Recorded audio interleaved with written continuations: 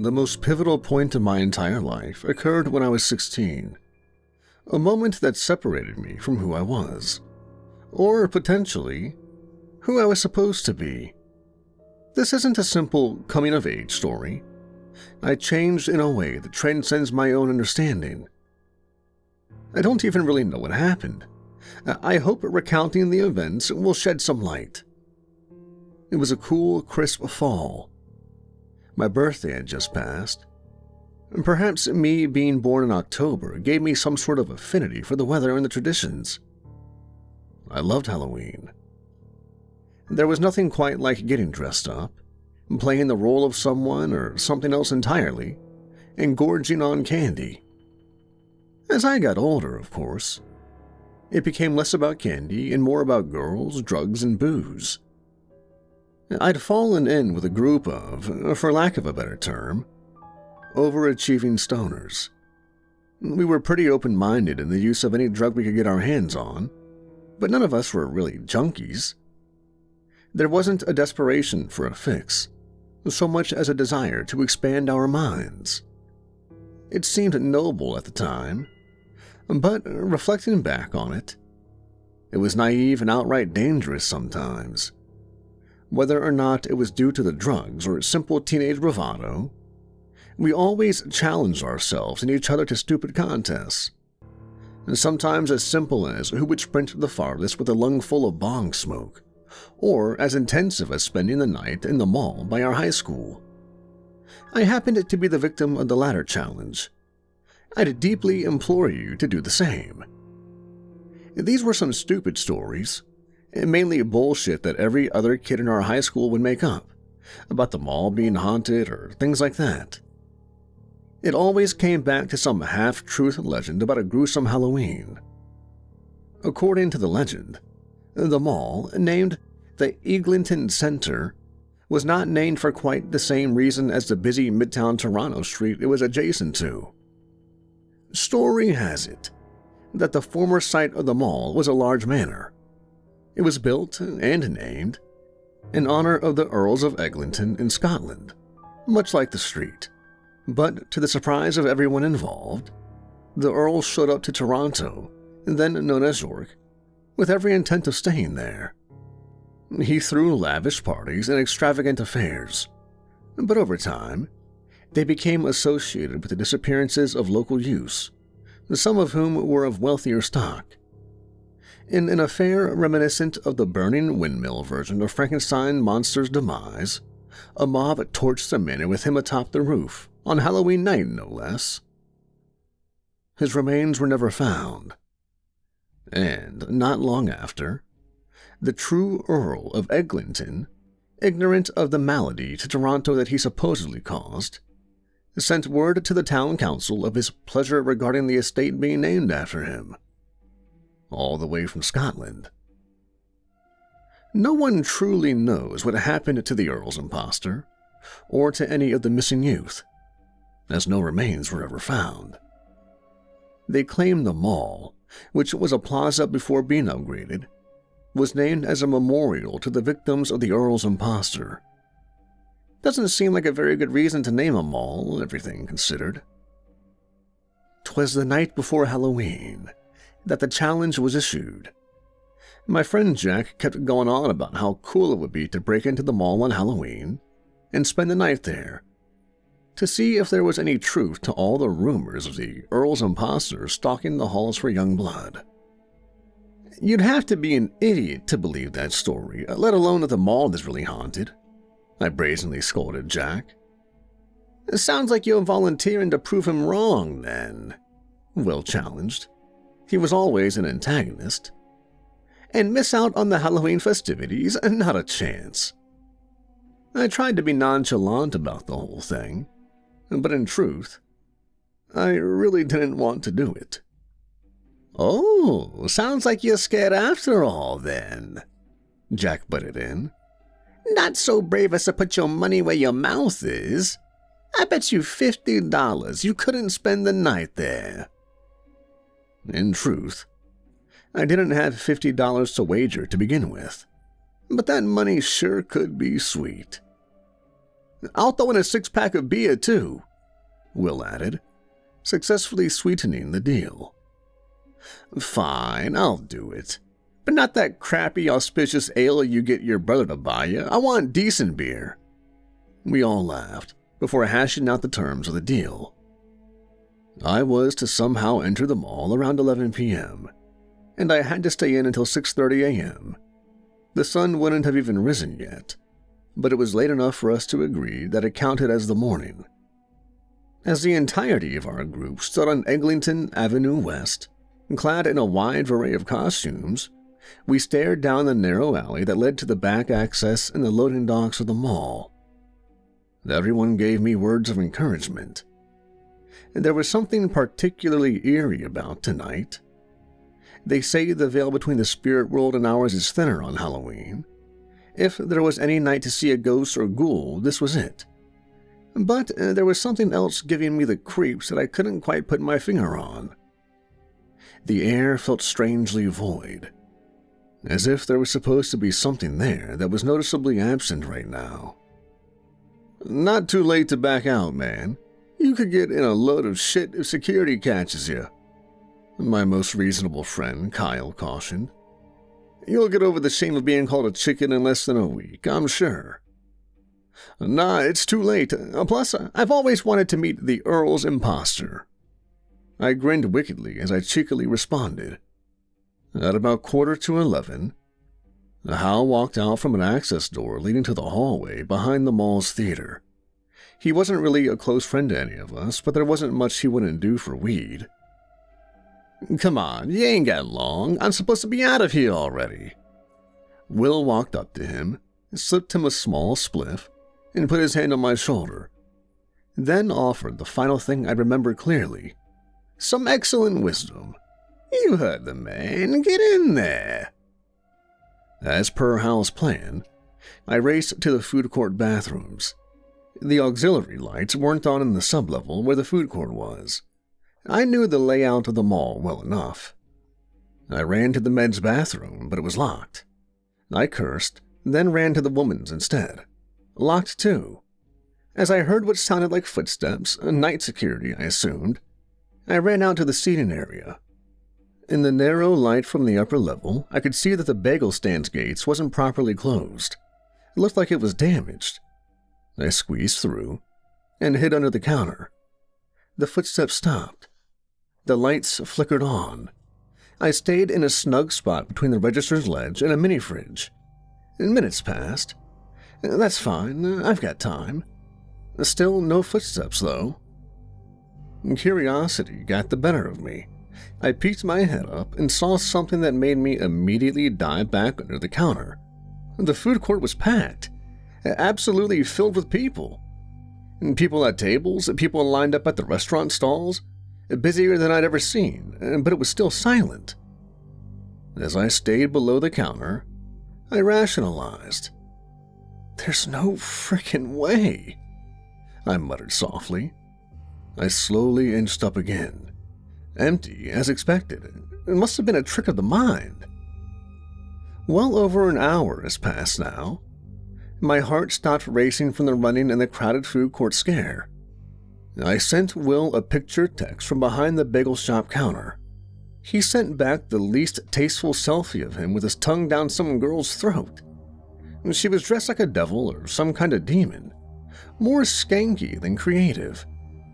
Just another reason to regret being here on Halloween night, and not on a couch at a sick party with some cute girl. Whatever. I better focus on not getting caught anyhow. I snagged a cream cheese and salmon bagel from the fridge, and checked the register, no drawer of course, but it was worth a shot, and headed back upstairs via the hallway with the bathrooms. As I entered the hallway with the adjacent bathrooms, I started feeling something strange. Happy to be there, nevertheless. As I looked down the hallway, it started to elongate and distort. I felt nauseated as the funhouse corridor ahead of me contorted and twisted. I turned around, but the hallway behind me stretched even further. The 2 meters I'd seen became 200. I heard a fast, rapid whispering directly into my ear from behind. It was completely indistinguishable. I turned again quickly, trying to catch whatever it was, but there was nothing. The hallway was normal again. My nausea evolved into sickness. I raced to the nearest bathroom, the woman's, and began to throw up into a toilet. It felt excessive, like I had binged at the Chinese buffet. As I finally finished and wiped my mouth on my sleeve, I held the toilet desperately. And then I thought to myself, I had tried this room earlier. It was locked. Someone was here. Someone was screwing with me. I texted Will. Who the hell is here with me? No immediate response. Probably living it up at the party. Asshole. I went up to the main level and sat on the bench across from the liquor store. The lighting was poor, but most of the walls on this level were glass. It was easy to see outside. According to Hal, there wouldn't be any security here past midnight. It was now 12:10. I shouldn't have anything to worry about. I sat a while longer, considering whether or not I should leave. I may be in over my head, I thought out loud. The footsteps clacked against the smooth floor of the upper mezzanine. Screw this, I'm definitely in over my head, I muttered, as I ran behind a large ornate pillar. There wasn't supposed to be any security now. I looked cautiously around the pillar, but I couldn't see anyone. My eyes darted around to the still escalators, to the stairs down to the food court, to the entrance. I knew it was my chance. I sprinted toward the doors, fully prepared to trigger the alarms as I pushed past the emergency door. I stopped dead in my tracks. There was a dark, shaded figure in my path. Oh shit! I heard the words leave my mouth as the figure moved closer to me. Silhouetted in the street's glow behind it, I could see the shadowy, grotesque feature of the man in front of me. They looked like tendrils reaching out from its face, all moving in different ways, in different directions, all to the same end, coming for me. I ran without thought, to the upper level, to the other exit at the front of the theater. Whatever horrible eldritch abomination was after me, it couldn't be my end. It wouldn't. Stop! I could hear from behind me. The voice was familiar, but I wouldn't stop. Dude, chill! The yelling figure was in front of me suddenly. I slid to a stop on the overly polished floor, face to face with... Kyle? Kyle, what the hell? He looked proud that he scared the shit out of me. He had on a cheesy lion mask with pointed, wispy pieces of plastic for the mane. Kyle, man, I've seen some crazy shit here. Something's going on. I don't know if it's Halloween or if it's this damn mall, but something's going on. Were you spooked by these? Kyle stifled a chuckle as he rattled some cheap paper ghost Halloween decorations outside of the bookstore. Whatever, man, I muttered, embarrassed. What are you doing here anyways? So, I don't want you to be concerned, but Will and some of the other guys thought it would be funnier if you were tripping for this. You came to give me drugs? What the hell, man? I'm not getting high here. Well, Will said you'd chicken out. He slipped you something earlier. I didn't think it was right leaving you here alone and not knowing you were dosed. It seemed kind of screwed up to me. Are you serious? What the hell did he dose me with? I don't know, really. Kyle and I returned down to the food court. I ran him through everything I saw and felt along the way. He didn't seem surprised at all. I thought about leaving. I should have left. If I did, I'd never have had such a life-changing experience, though. As a foolish point of pride, I decided to stay. After all, I had Kyle with me now, at least. We sat in silence in the darkened food court. I saw some weird things here and there, obviously small clues pointing to whatever Will had slipped me being a psychedelic. Strange hues, creeping patterns, all indicative of a mild acid trip. I'm happy you showed up, dude. I'm happy you told me. This night could have been pretty terrifying if I didn't know.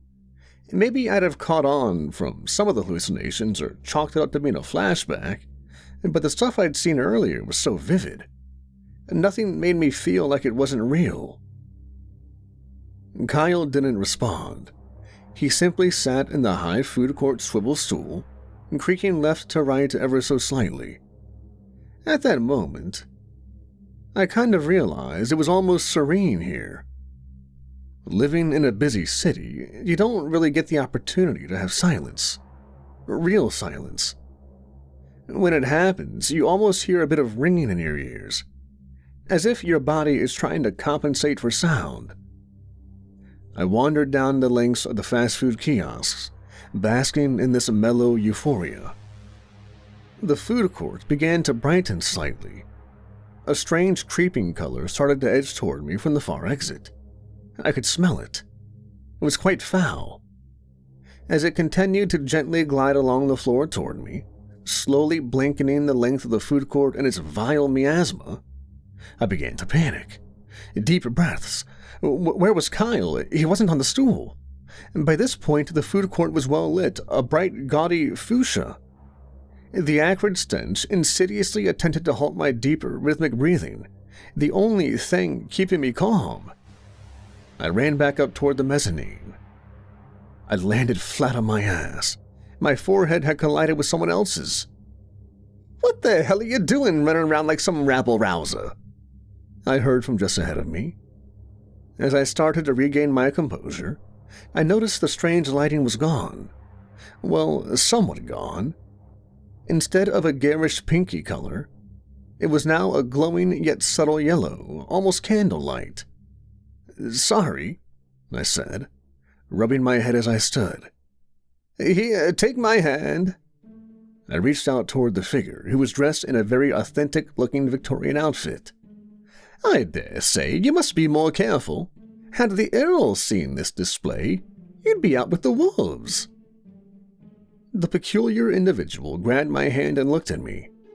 He was wearing an elaborate and ornate mask, the kind you'd wear to a masquerade ball. And come to think of it, he'd obviously put a lot of hell into his costume. Just seeing it reminded me of Halloween, bringing me back to reality. "Why are you in the mall at this hour?" I asked, dubious that he had any reason to be here at all. "Why, for the ball, of course. Only a fool would refuse the iconic majesty of the Earl's parties. The Halloween ball alone could rival Byron's extravagance." This guy was either severely unhinged or madly devoted to his costume. As we stood for a moment, dusting ourselves off, I saw him eyeing my outfit up and down. "What manner of clothing is this? Come, we must get you some appropriate attire. No guest of the Earl shall be dressed so drab," he condescended. I hesitated, then thought, why not? I suppose I haven't been much in the spirit of Halloween tonight. I hadn't even dressed up.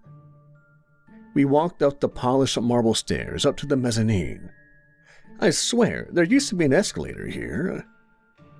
My confusion was further agitated by the massively overstated chandelier. This didn't look like the mall anymore. I was somewhere else. There were dozens of people, all dressed in exquisite yet antiquated outfits, dancing slowly and somberly, all with beautiful and extravagant masks.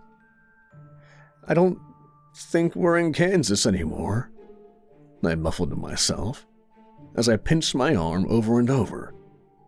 Whatever drugs Will slipped me, they were like nothing I'd experienced ever before in my life. The gentleman led me around the outskirts of the illustrious room to a small parlor in the back. "There should be an outfit in there for you. You may leave your..." He paused for an awkward amount of time as I began to undress. "Your clothing in this room. Don't worry about your possessions, they will be attended to. As for a mask, seeing as how mine is reprehensibly damaged, you may borrow it.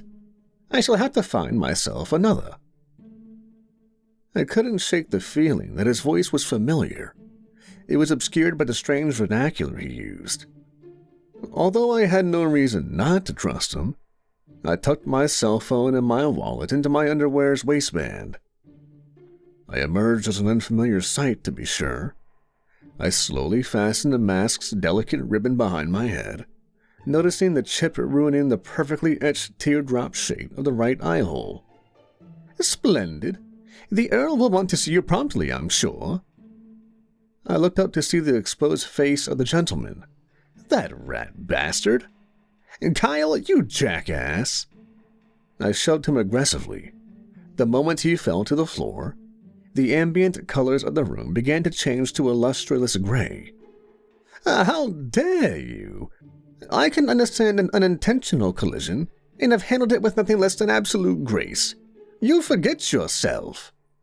He got up, almost in an instant, his face now obfuscated and dark. I set off toward the hall, but in a moment, Victorian Kyle was in front of me blocking the way. You shall be the host, accept it or not. It'll make no difference. The voice was no longer eloquent. It no longer sounded like Kyle either. I pushed past him as he ripped the mask off of my face. The dining room was no longer warm and welcoming. The chandelier looked macabre. The candles had melted down completely, with sharp icicles of wax hanging down ominously. The carpeted floor was now torn and scraggly. No one was dancing. All the guests were now standing still, facing me, and not a sound could be heard. With my mind racing and my heart pounding, I fought against a paralyzing fear and continued walking back toward the food court. Looking back over my shoulder, I could see every partygoer turning slightly, never breaking their line of sight. It was cold now, as if we weren't protected from the elements outside either. I continued down the marble staircase. The food court wasn't down here. In its place was some kind of cellar. Probably not the best spot, but I couldn't go back up. I was just thankful no one followed me. A pungent smell tickled my nostrils again.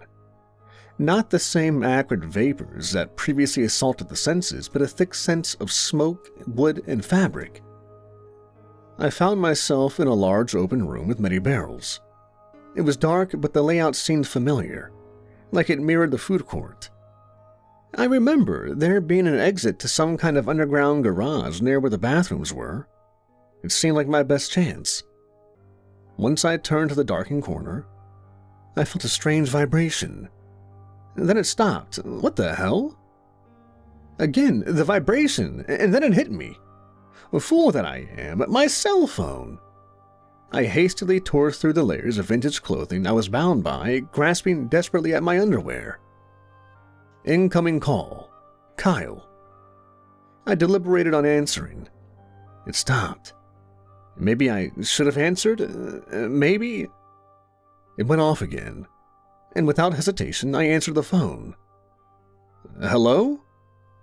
Hey, dude, how's your Halloween shopping going? Kyle's voice was loud. There was a lot of background noise. He was obviously yelling into the receiver. What the hell is going on, man? Where'd you go? I barked aggressively, while still attempting to remain quiet.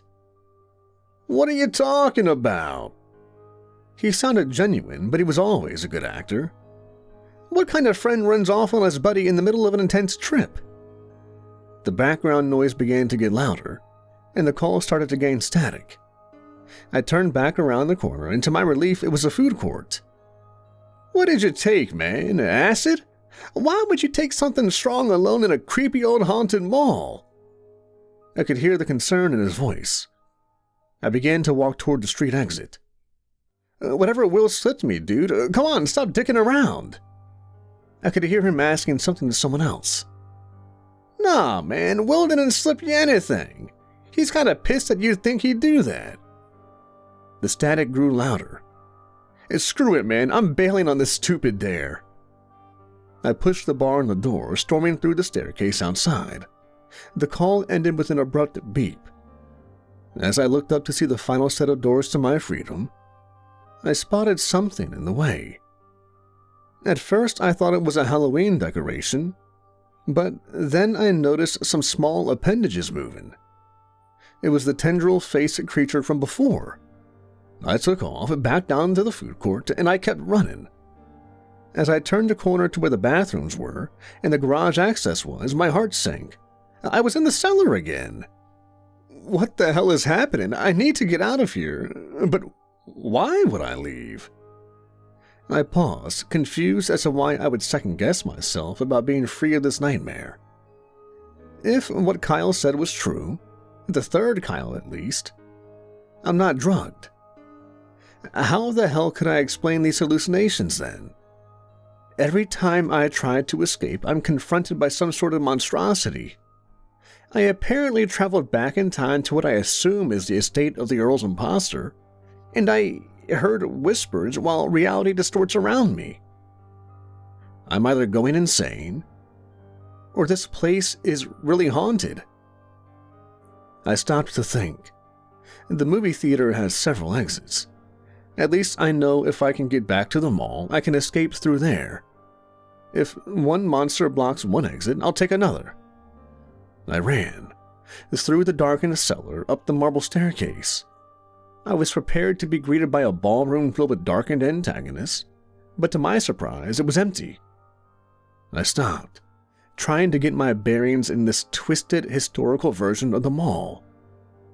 It was hard to tell if this eerie, dim ballroom was less creepy without the guests or more. Then, as if it just appeared and outstretched in front of me, was the most marvelous and magnificent staircase I'd ever seen. Imagination couldn't do justice to the sight of the deep Merlot red carpet and perfectly manicured oak banister, gilded and adorned with precious metals and stones. It contrasted the dim haunt of the ballroom starkly.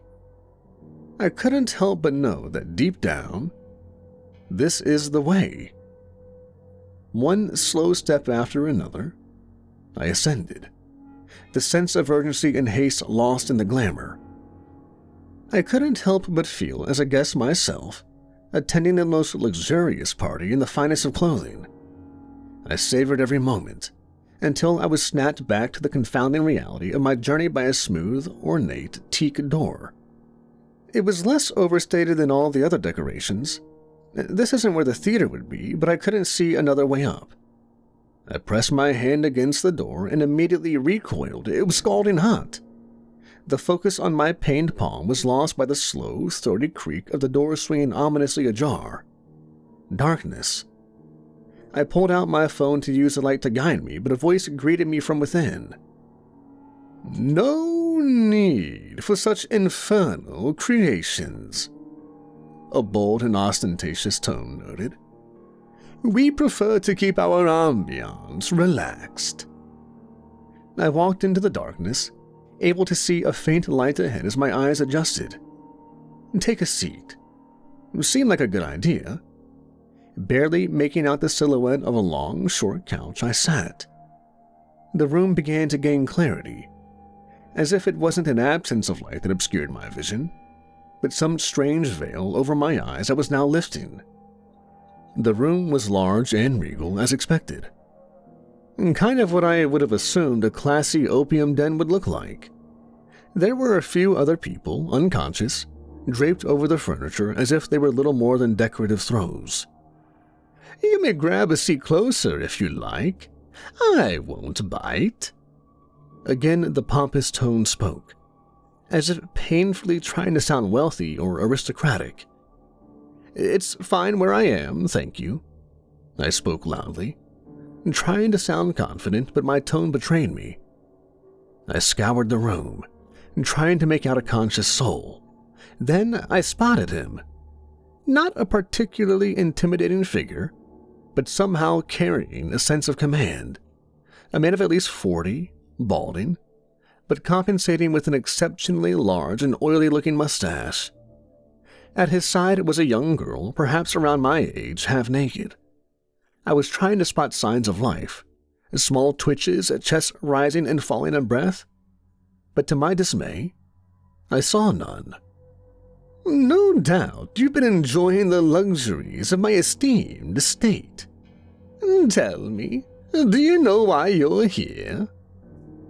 He began curling the young girl's auburn locks between his fingers, as if he'd noticed my concern and decided to play upon it. "I'm actually just looking for the exit now. I want to leave," I said, trying to mask the tremble in my voice. "Oh, how terribly predictable. You youth have no stamina. Not once I've had my way, at least." He began to chuckle.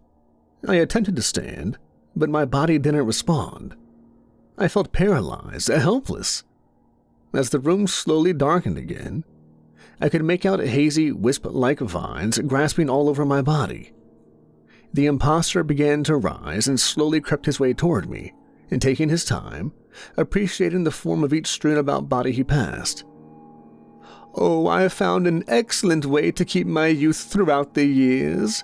But alas, sometimes a more drastic action must be taken. I've attracted some undesirable attention from the locals of this wretched area." "What do you want with me?"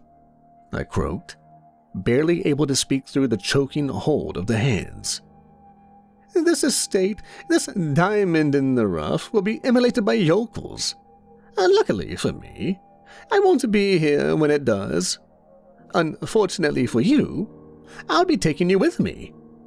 This night, this Samhain, or Samhain for you, I can take advantage of the shroud that separates this world from the next. Oh no, you may expect death, but I can assure you it's quite the opposite. The abundance of life. One body, two souls, you see." He trailed off as he bent over me. The hands began to cloud my vision, and eventually, my mind, as I summoned the last bit of strength I had to scream. I woke with a startling fright to my alarm. 11:50 p.m., October 31st. Hastily turning it off, I looked around, wondering what I was doing at my desk. Looking at the notes strewn all over it, it all came flooding back. One night a year, I can regain some semblance of control. I need to finish the story. I need someone to know the truth. Fervently, I scrawl, taking in my surroundings through my peripherals on occasion. I'm in some sort of cabin, no doubt remote. If he fights hard enough for control, the body loses consciousness. That must be why I was asleep. 11:58. I'm almost out of time. Then my eyes catch a note. "If you lose hope, end it."